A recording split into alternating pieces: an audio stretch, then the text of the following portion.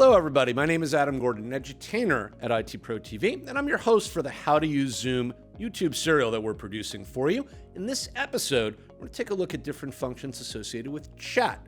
Join me here. Let's begin by looking in the Zoom app. I've already gone ahead and logged into the app. Now there's two elements associated with chat. I was actually just talking about this with our producer behind the camera for us on this episode, Courtney, who's helping us out. You're going to see me use her as one of our users that we add to a chat here in just a minute. There's the chat, traditional chat that we're here to talk about. And we start by getting up here to our navigation area to our chat shortcut and bringing up our chat area so we can have a chat. And this is what we would think of as traditional chat. But there's also a chat element associated with meetings. And we're going to see that in some future upcoming episodes around how we can talk with other people via using a chat functionality while we're in a meeting. And I don't want you to confuse the two. They are both elements of chat, but we're going to focus on what we do just to reach out to one or more people here outside of a meeting and just have a chat. We would think of this as instant messaging, most likely, or the equivalent of like texting somebody, right? If you're using a smartphone, that's the chat we're going to focus on in this episode, just to be clear. All right, so having done that, having gone to our chat function by navigating using our shortcut tools at the top of the app, I've gone into the chat area, and you can see I've got a chat that's active right now with Megan. She's actually said hello to me, I said hi to her, and we can go back and forth. Now, that's one chat. I also have another chat that I spun up here earlier with Courtney as well as Megan, kind of what we call a group chat. And there is a distinct difference here. This first chat that I have with just Megan by herself, this is what we would call a private chat. We want to distinguish between a private chat occurring between essentially just one other person and me, a one-to-one dialogue, right? Much like making a phone call, we are talking to one person. And we want to also distinguish between multiple people added to a chat. This would be 3 or more in a chat, what we call a group chat. And you can see as I hover, we do see a little pop-up down there shows me the names of the people. If you have too many people, it will eventually run out of space and not show you all of them. But also notice the icon that represents our group chat there, a little two-headed person icon representing a group versus just Megan's name by herself with her little icon representing her. I can hover and see her contact card right there. That is, again, visually a distinct difference to indicate to us the kinds of chats that we can create. Let's see how we can create each of these chats, and then let's take a look at some things we can do with them.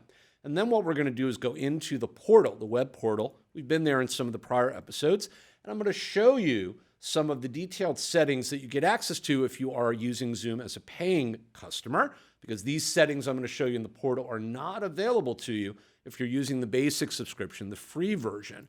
But they have to do with some security elements associated with creating what is called end-to-end security for chat, forcing the encryption of our chat sessions and making sure that that chat is totally encrypted. We can force those settings if we're using a paying solution. We don't have access to turn them on or off or modify them in any way if we're not. So I'm going to show you those, as well as a couple of settings in the app as well that actually are available to us to modify some of the elements associated with chat. All right, so let's begin by going up here to this area that says Jump To, right at the top as we enter the chat area. Jump To is also a shortcut for us to search through our contacts, find somebody who I may want to set a chat up with. So I told you I was going to show you how to start a chat. Let's find another contact that we can actually establish here. So I'm going to go up there. I'm going to look for a user. His name is Titus, one of our users here. You can see as I start to search for him, he is available. And I can find him, and then I can just go ahead and I can click on Titus, bringing him down here into my recent list. And you'll notice he's there. His availability indicator shows me that he's offline right now, but that's okay, no big deal. We're not really expecting him to respond. We just want to use him to set up a private chat. And you'll notice that I can go ahead, and when I hover over Titus, or for that matter, even Megan, or even the group chat that I have, I do see there's this little pull-down arrow that's available in each of those areas. It's white when I hover over the Titus element. And when I pull down, you'll see that among the options I get, let's just move down so you can see them, I can hide the chat that I'm about to start with him so that it's not apparent to anybody in here that I'm having it until I go back and find it. I can spin up a meeting with him, either with or without video. I can, since he's offline, ask Zoom to notify me when he comes back on. He's logged back in and he's available. It'll give me a little pop-up saying, hey, Titus is there, and I'll know that I can reach out to him, which is kind of nice. We'll set that, and you'll notice it now gives me a little, it's like an orange bell. It's really just a little alert or warning, now, alert or a notification element is what I mean to say. And that's going to tell me when he comes back in and notify me. And I also have the option to add other people to make this a group chat by inviting others. I can view his profile. I could star his contact, making it a highlighted contact that I use frequently. I can block Titus if I choose not to have any communication with him, although that would be a little disingenuous after I said I want to chat with him and be notified when he's online, but I can do that if I want to. And I can also clear the chat history that I have with him, and I'll show you that in just a moment. I can also get back that notification request and say, you know what, I don't want to be notified, even though I said I did, and I could just remove it. You'll notice that orange notification icon goes away. Now, let me just go out here to full screen. You'll notice I don't have any chat history yet with Titus, none to speak of anyway. I'm just going to send him a quick hello and say hi to him so we have something that's going on there. And I'm also going to come down here and I'm just going to go ahead and send him another quick message as well. So, hey there, just wanted to learn how to spell. Just wanted to say hi and see if you are available for a meeting later today, right? Something like that. Pretty common thing. We probably want to reach out and ask somebody. I'm going to hit enter. That message gets sent to him. We'll see it up here, up under my initial message, and it's just kind of hanging out there because he's not in right now, right? And so now that I've set up this private chat, let's just go back. Let's take a look at how to create a group chat before we do anything else about deleting that chat history or editing the chat or anything like that. So now that I've got Titus in there, let's say I want to turn this chat into a group chat. I want to invite someone else in. I can do that by going back here, using that pull down arrow, and you'll see that among other things, we have that invite others. And when I do that, so let me just go back out so we can see this, invite others, because we get a little dialogue that pops up. I've got a lot of other people that clearly are all working at ITProTV that are on in our system. Some are available right now, some are not. We know Megan is, so we'll just go ahead and we'll grab Megan. And we'll add Megan to the list. And now you'll notice up here that my private chat with Titus has now been extended to include Megan, and it's gone to a group chat. We can see that here. And it says you have created this group chat with, and it lists the members, tells me when I did that. And notice, by the way, that my message information, the ones I had extended and sent to Titus, are not part of that group chat because I'm not creating a group chat out of my private chat.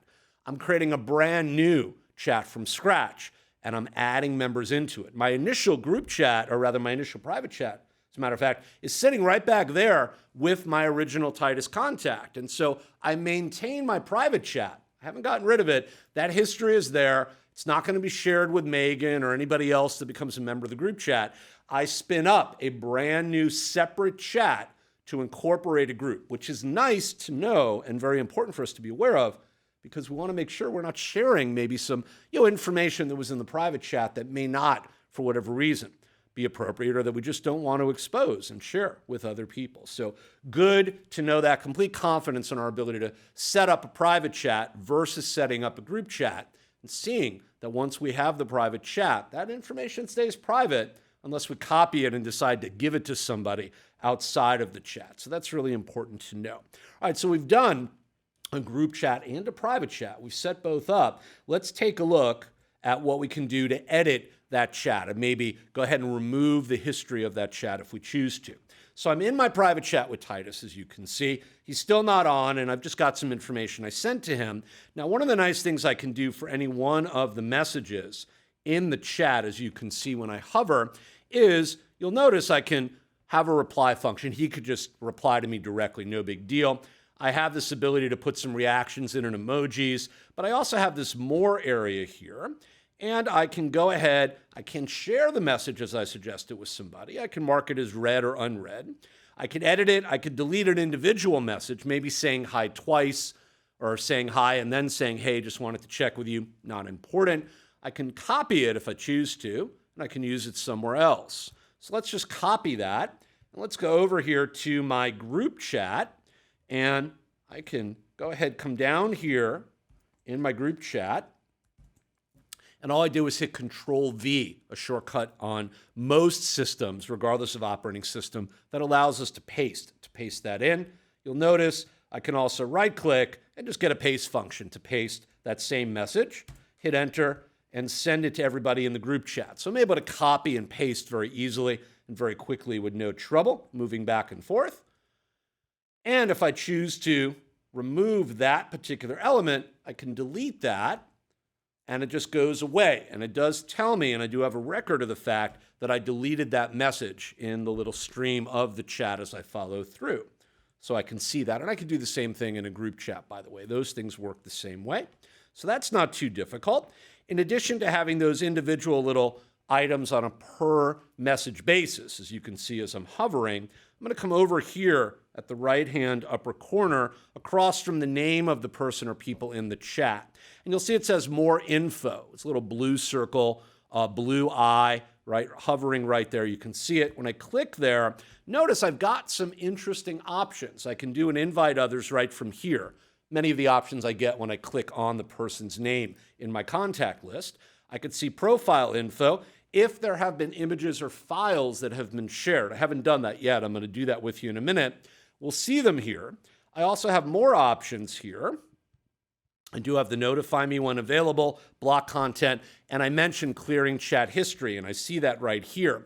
Basically, all the elements I get when I right-click on the person or pull down that menu using that white arrow at the far right-hand side of the person's contact item right here, you'll see I have all those options right here in this menu. The majority of them anyway. I don't have the ability to see the files and the images. Those are not available in this menu. They're only available on the other side. I can see them in line as I look at the chat, but if I want to see a record of them, I have to look at the other place. But most of those options are available right here. But notice I also have some options that are not available in the other area that are available here. Meet with video, for instance, right? And mark as unread. So each menu does have its own unique options, as well as many of the options that are going to be similar or indeed identical. So it's a little bit of a disparity. We want to make sure we see that each menu may have its own value in us being able to go out and use them as needed. Since we're here, let's take a look at this clear chat history element. When I do that, I'm going to get this warning right here that pops up. Remember, my chat history is really now just this message up above. And it says, hey, clear chat history. You're about to permanently remove any messages, files, anything related that essentially was created or saved or shared here in any way. This action cannot be undone. Do you want to do that? Well, if I do that, let's go back full screen so you can see that. And just get out of there before we do that. If I do that, it's gone. And you'll see that it's as if I never sent anything to Titus at all. Now, remember, I did copy the hi message and add it to my group chat. And you'll see that part has not been deleted. So if I copy something, removing it from one chat stream, add it by pasting it to another, and then I clear the chat history, it doesn't go and find those other elements and remove them. It leaves them intact because they're part of a separate chat. Clear chat history is only going to affect the chat that I happen to be in this case, the private chat with Titus, at the time that I do this. Just in case you're wondering and a little bit concerned about that, whether it's going to go out and essentially delete that message anywhere it finds it anywhere in the system. And that is not the case. It also does tell me, by the way, right up here, that I cleared all past messages. I have a record in the chat window of the action that I just took. So it does tell me if I go back and look later, or Titus goes and looks and sees that there might have been something, but he sees that nothing is there now, right? And he wonders, says, well, I cleared it. The owner of the chat, the original person, went in and did that. So just so you know. Now, I do have an option, even though it's not part of this flyout menu here, to do my meetings. I do have an option right over here, right up here with little camera icon, meet with video. I can go ahead and meet right here. And that's the same as getting that option when I want to meet right down here, as you can see, right? And I can meet without video by unchecking the box that is right here, right? So if I do that, you'll see it says meet without video. So I have those two options in the flyout menu at the end of the blue circle. I get them right here from the icon as well. I just have to know how to navigate and whether it's enabled or disabled, and I obviously have to turn it on and off depending on what I want to do to get that option to fire properly. All right, so I said I would show you how to maybe send an image and then see that we could see it in the list. So let's do that quickly. Let's come over here. Let's go down here. We'll just get rid of this. Let's come down here to where it says message for Titus. And you'll see I can either take a screenshot and attach that basically just as a picture. And I can hide the chat window if I do that, if I want to screenshot something. And I could do that just by clicking on the button. Or I could just go ahead and say File. And then you'll notice I have an option to browse and find something, right? So let's say I want to go to my computer. Let's just come out here, go up here. And let me just go in to this PC. And I'm just going to go to Pictures here. Scroll down, there we go. And I'm just going to grab a picture that we're going to send to Titus. All right, so let's just send a picture of the Microsoft logos from days gone by, okay? And so just a historical look at some Microsoft logos. And so we got that, we sent that. Now I can see that just by looking at the chat, and I don't have to bother to go find it, but if I wanted to go over here and I wanted to see this in that area that we were looking at, under images, you'll see it now shows me a little thumbnail, right, of that image. And you'll see I have an option there, a couple of options actually. I can click and I can share that right from that link, which is nice because now I can send it over to Megan and maybe to Courtney, because maybe I'm going to say Courtney instead of Megan, right? So if I want to do that, we'll send it to Courtney. We just shared that with her. You can see she's got that. If she looks in her app in the next few minutes, that will show up. And I have this little flyout menu that shows me that I can download, open that image, show it, copy it. I can add that image and make it an emoji, which is kind of interesting if you want to make an image an emoji. Or I can delete that if I choose to. Maybe I don't want that to be there anymore, right? So if I delete that, notice it deletes it from here and it deletes it from the chat stream at the same time because essentially it's connected. All we're doing is seeing it in two places at once. Same thing with files, by the way. I just attached a certain type of file called an image. If I attached a Word document, it would show up under files as opposed to under images, and the same exact behavior would occur. So we're easily able to collaborate, share stuff, put stuff in, create, modify, even delete, and make an emoji out of an image. A lot of interesting stuff going on in that menu that we may not be aware of unless we spend time in Zoom and really actually poke around in there. All right, so I've created a private chat, created a group chat, shown you how to move files back and forth, add them, interact with them. I do have in my group chat down here another file. This is one that I created. I'll just bring it up so you can see it. It's a screen capture. I just did a screen capture using that function I showed you earlier and attached it. It's basically just an image. And I can see it, interact with it, click on it. You see it comes up full screen, nice, so I can see that image blown up if I need to. And when I'm done, somebody could comment on it in the meeting, or rather in the chat if they choose to. It's up to them. All right, so I mentioned that there were some settings in chat that we wanted to look at, both in the application, we'll do that quickly, and then over in the portal. So let's start by going to the settings in the application. Now what we're going to do is come up here to my little indicator of status, and I can get to settings right from here, right there. Or I could go back to the home page by clicking on the home icon, and I can get to settings right up under my profile picture by using my settings icon. Either way will work. Let's bring up our settings. They're going to be right here. And the settings we're interested in are the ones that have to do with chat. So let's go down to the 5th item down as we count down top to bottom. And you'll see we've got some interesting chat settings. The majority of these are going to be in the portal, and we can see them there. I just want to point out one or two that you may be interested in. The left sidebar theme, which is the white or kind of light theme right now, or dark theme depending on what you do, can be modified here. A lot of people ask about that. If you do block users in chat, I showed you could block them. I didn't actually block somebody. But if you did, you can come in here, click Manage Blocked Users. You would see a list, and you can unblock them. So let's just quickly block Titus just to see how that works so you know for a fact that we can do that, because that is important. So let's come over here.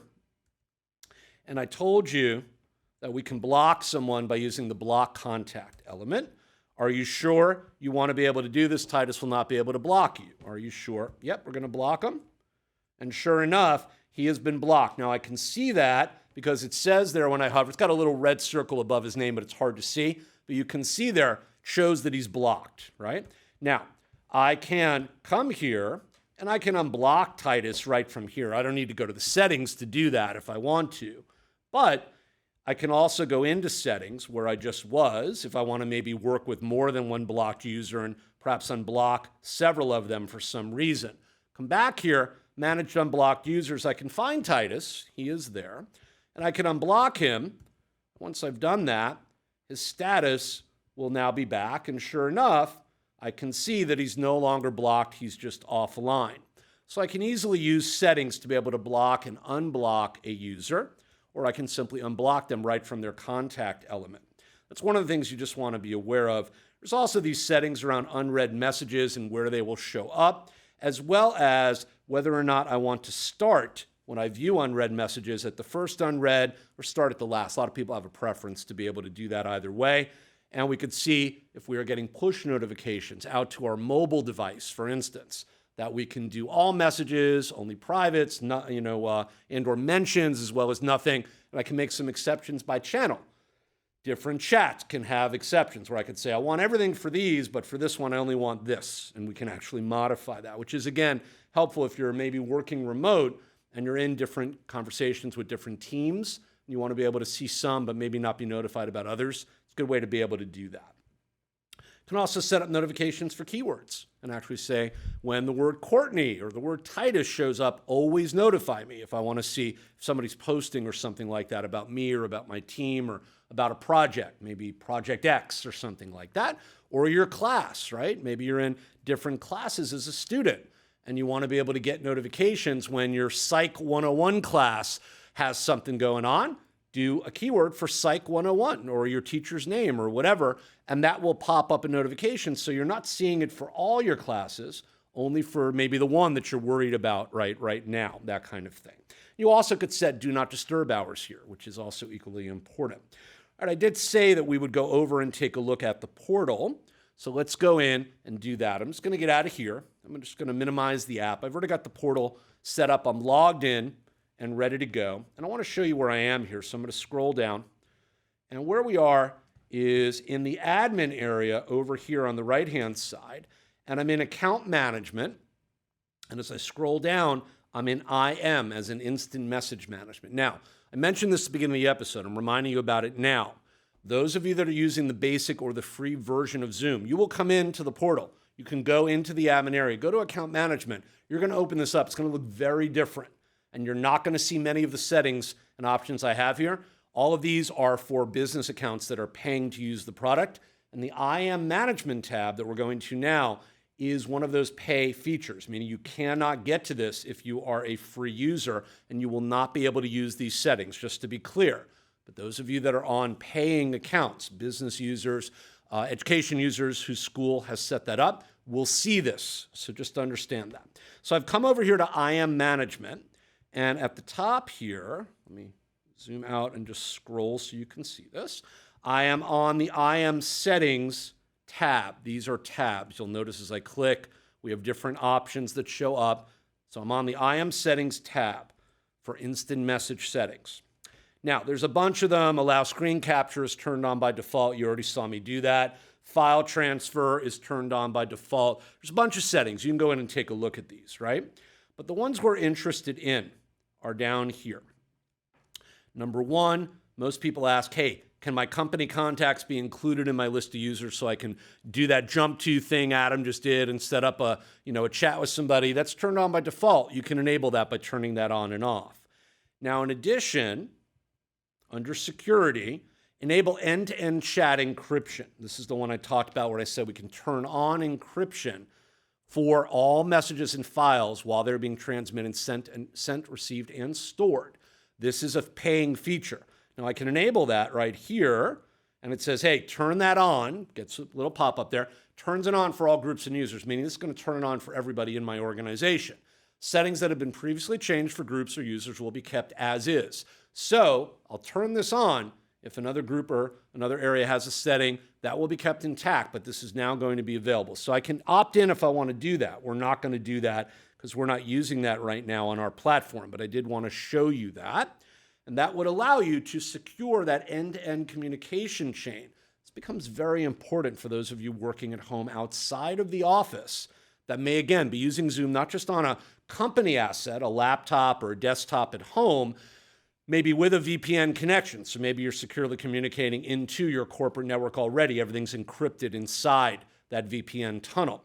But those of you that are on your smart devices, your cell phones, your iPhones, your Android devices, your iPads, whatever, enabling this will ensure, because you may not be using it, as a matter of fact, you're probably not using a VPN on those tablet devices, on those phones by default. You may use one, but it may not be set up and you may not be using it automatically to connect to everything.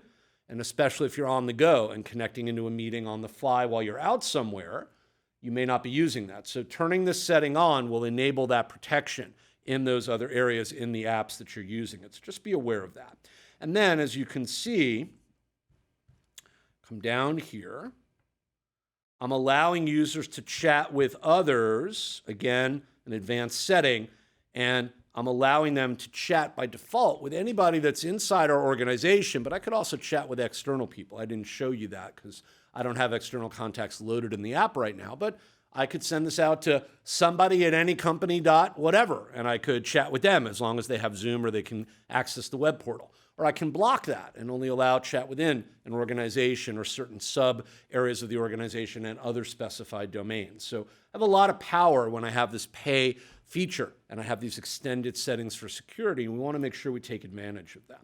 All right, a little bit longer episodes. Some of our episodes in this series will be to really get in under those covers, right? Look at all those settings, really explore those options you may be interested in and may have value from once we uncover them and explore a little bit about them so you can see better how you can put them to work.